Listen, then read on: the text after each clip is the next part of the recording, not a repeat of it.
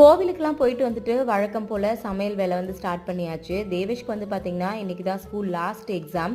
காலைல போகும்போதே ரொம்ப ஹாப்பியாக சொல்லிட்டு போனால் இன்னையோட ஸ்கூல் முடியுது ஜாலி அப்படின்னு சொல்லிட்டு. எக்ஸாம்லாம் முடிஞ்சு லீவ் விடுறாங்க அப்படின்றது ஒரு பக்கம் ஹாப்பியாக இருந்தாலும் இன்னொரு பக்கம் நினைக்கும் போதே ரொம்ப கவலையாக இருக்குது. ஏன்னா லீவில் இவங்க 2 பேரையும் நான் எப்படி வச்சு சமாளிக்க போகிறேன்னு எனக்கு சுத்தமாக தெரியவே இல்லை.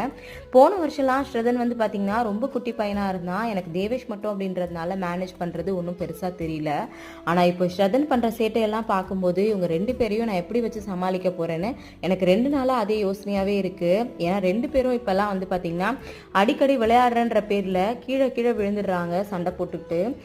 தேவேஷ்மே வந்து பார்த்திங்கன்னா ஸ்ரதன் வந்து தேவேஷ் வந்து அடிக்கடி அடிச்சிடுறான்.